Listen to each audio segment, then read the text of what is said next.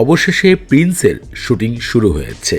শাকিব খানের upcoming cinema Prince once upon এ time Dhaka সিনেমার কাজ ভারতে হওয়ার কথা ছিল। ভিসা জটিলতার কারণে সিনেমার কাজ শুরু হয়নি। জানা গিয়েছে জানুয়ারি মাসের 6 তারিখ থেকে সিনেমার কাজ শুরু হয়েছে ভারতের বিভিন্ন স্থানে।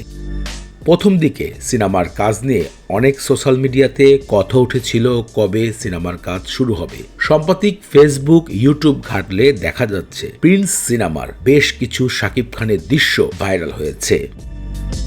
কিছু গণমাধ্যম কথা উঠিয়েছিল এবার ঈদে আসলেই কি প্রিন্স সিনেমাটি মুক্তি পেতে পারে নাকি থেমে যাবে প্রিন্স সিনেমা। সর্বশেষ সকল জটিলতা পেরিয়ে ওয়ান্স আপন এ টাইম প্রিন্স শাকিব খানের আপকামিং সিনেমার কাজ শুরু হয়েছে।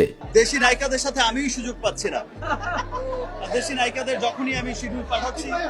সিনেমার পরিচালক আবু হায়াত গণমাধ্যমে জানিয়েছেন এবার ঈদে অবশ্যই প্রিন্স সিনেমাটি দর্শকরা উপভোগ করতে পারবে। শাকিব খানের বিপরীতে এই সিনেমায় নায়িকা হিসাবে বাংলাদেশের খ্যাতিমান অভিনেত্রী তাসনিয়ান ফারিন যুক্ত হয়েছে। দর্শকরা খুব অধীর আগ্রহে অপেক্ষা করছে এই জুটি কেমন দেখাতে পারে। এছাড়াও দ্বিতীয় নায়িকা হিসেবে যুক্ত হয়েছেন পশ্চিমবঙ্গের জ্যোতির্ময় কুণ্ড।